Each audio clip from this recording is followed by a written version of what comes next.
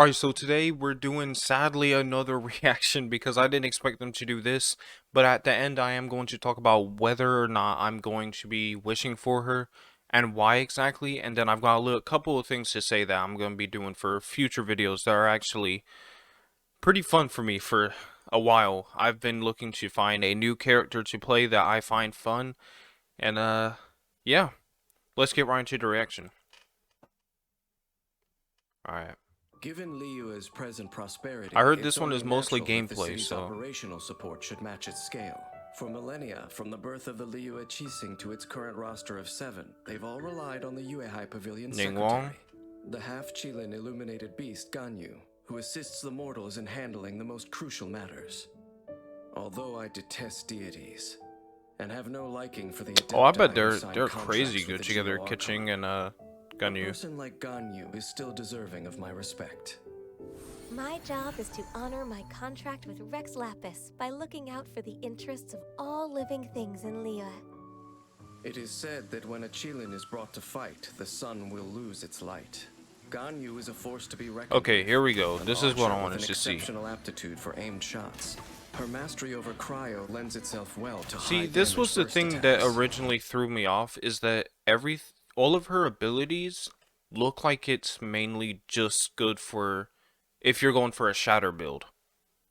If you're not like really trying to freeze enemies, it seems like a lot of her skills aren't great, which I guess this could work crazy good with the 4-piece artifact, the new cryo one. Which I guess that's cool if you want to build that but you're limited to what she can do in a build, is what I'm saying. While her skills are of great help to her and her allies during combat. Okay. Through centuries of training, Ganyu's archery has reached the acme of perfection. She excels at not only using bows, but also making them. Though she no longer needs to fight on the front lines, she still knows bow and arrow like the back of her hand. While forging bow-type weapons, Ganyu recovers a set percentage of the ores used. That's kind of nice. Her normal attack can combo up to 6 consecutive shots, dealing physical damage to enemies. That's another thing with her. Her DPS for her normal attack is a little underwhelming, but you can make her charged attack pretty good. But the thing is, if I'm going to make a DPS build, especially since you gotta realize I'm using controller as well. So using a bow on controller where you can't easily turn around super fast and still have accurate aiming is a huge downgrade for me when you're trying to use a bow character. Because if I can put up my sensitivity, obviously, that's fine.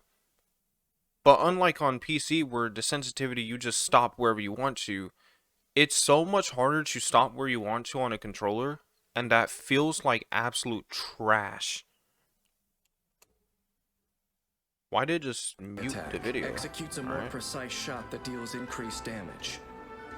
Based on its charge time, the shot generates different effects. Charge level 1 fires off an icy arrow that deals. Oh yeah, either way, it's an extremely cool looking character for sure. Charge level 2 and that's what matters most in frost Genshin. flake arrow that deals cryo damage and blooms after hitting its target, dealing AoE cryo damage. That is nice. That could be Frost extremely flake arrow's useful. Power is best used against distant groups of enemies to maximize its effect. I've already seen someone use that against that boss, and Jesus Christ, like, Undivided heart, makes it easy mode. After shooting a frost flake arrow, the next frost flake arrow and its bloom will receive a crit rate bonus. Tap Ganyu's elemental skill to dash backward, leaving an ice lotus in her place that deals cryo damage and continuously taunts surrounding enemies, attracting them to attack it. So that applies. Does it apply cryo? It doesn't show the elements above their head. I know it doesn't do that in trailers. Backward, leaving an ice lotus in her place that deals cryo damage and continuously taunts surrounding enemies, attracting them to attack it. Like, I know it does cryo damage. When destroyed, or once its duration ends, it blooms profusely, dealing AoE cryo damage. Okay, so it doesn't do cryo damage like continuously, Ice it's Lotus's just at the beginning and endurance end. scales based on Ganyu's max HP. Dexterous use You of say it Ice does Lotus what? scales based on Ganyu's. Ice Lotus's endurance scales based on Ganyu's max HP. Okay, so it's like Dexterous Bennett's use of Ice Lotus can effectively redirect enemy healing. fire, creating a safe environment for Ganyu to dish out damage. Blaze over.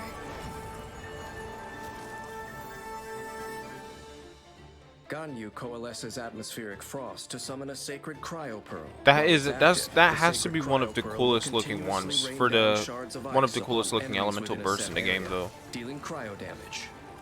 Celestial Shower deals damage while serving as a reliable source of cryo that allows Ganyu's allies to trigger corresponding elemental reactions and further increase their damage output. After unlocking the talent Harmony Between Heaven and Earth with Ganyu in your party, all active party members within Celestial Shower's AoE gain a cryo damage bonus. As an archer, Ganyu knows to keep her enemies at a safe distance and avoid close quarters combat. A constant barrage of frostflake arrows is what makes her strengths truly shine, leading her to victory. That's a cool shot. Ganyu can That's a use her super cool elemental shot. skill to get out of harm's way and taunt her opponents, allowing her to then fire frostflake arrows unbothered, dealing damage to groups of enemies from afar. Like I could see a build with her crazy good, especially if you're using someone like I guess Singchu, or if you're using anyone that like continuously applies Hydro. You could make a pretty good Shatter build with the new the Cryo Force set. Ganyu can unleash her elemental burst to further increase her ability to deal damage.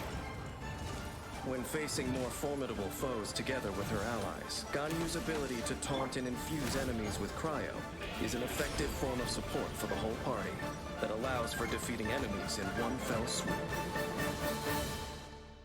That would probably actually this would be probably crazy good if you running Singchu as a DPS. The only problem with that is I know a lot of people don't run that build because it takes an insane amount of materials and time to make him good enough to be DPS. But that could I'm guaranteed that would probably be crazy. Generations. Centuries have passed in the blink of an eye. Ganyu's accompanied Liyue through many a storm. But Chi-Chi Liyue just Harbor peeking over itself, the end is like the funniest thing to me. Ganyu City, really become a safe harbor for an Adeptus in the world of mortals. When the Geo-Archon Morax was alive, an Adeptus like Ganyu could find a sense of belonging in the human city. But at present, when the rite of parting has already marked his end, the loneliness of an inhuman living in the human world, will it take Ganyu over completely? Dang, alright.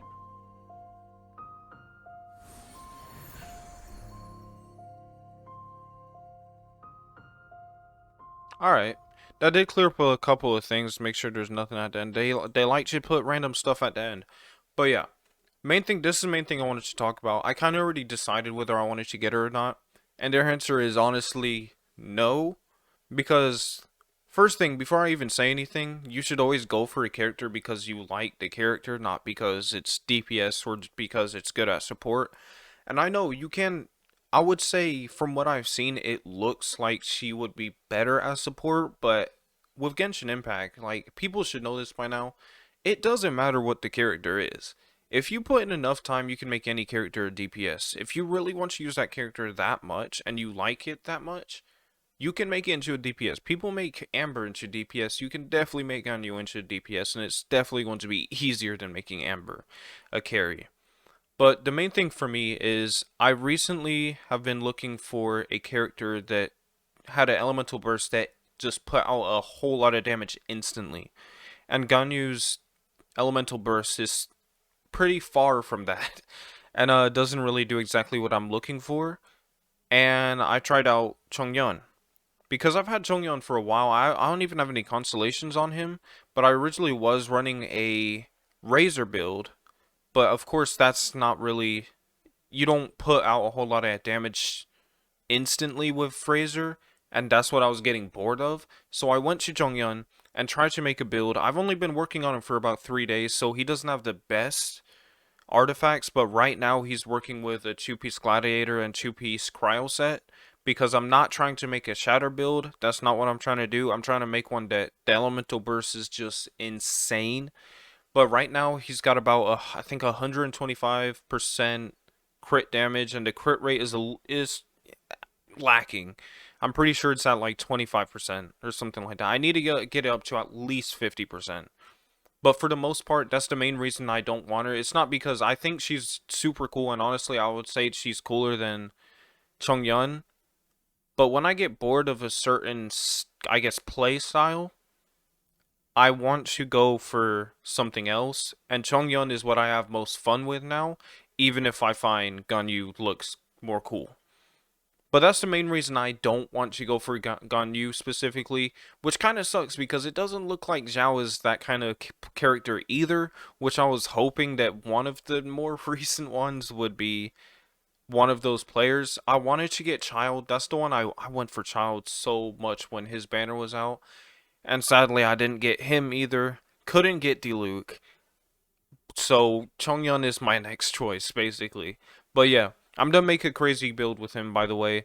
But the main reason I didn't want to go for Ganyu, even if I could use her as a support for Chongyun, is because, again, I feel like she doesn't help me out if I'm not using a Shatter build. Because my current build with Chongyun is Sucrose, Zhengling, Bennett, and then, of course, Chongyun. And I'm not really trying to have any enemies frozen, and I feel like that's what Ganyu is best for. Especially if you're making a support build, it's definitely better if you're trying to freeze characters or freeze enemies. Yeah, that's my main reasons for doing it. But yeah, as I said before, just go for, if you think that she looks cool, or if you don't really care about playstyle or whatever. If you have your own reasons, then yeah, just don't get her. But don't try and get someone off of whether someone goes more DPS and stuff like that. Because of that, then you're not gonna have that much fun in Genshin Impact. And that's why I'm not getting her, because right now I prefer Chongyun's playstyle a little bit more than what I would do with Ganyu. But yeah, 100%, once I'm done with that build and Zhao comes out, we'll see about that one. Maybe by then I'll be bored of Chongyun, because if you've been subscribed to me for a decent amount of time, I switch up my builds a lot, and I make a whole lot of builds. So I get bored of characters very fast, and the longest one that lasted was honestly Razor. Probably because that's definitely like the easiest character to make insanely good, and it's not stressful to try and get his DPS up as a free-to-play player. But yeah, 100%. Hope you enjoyed this video. Peace.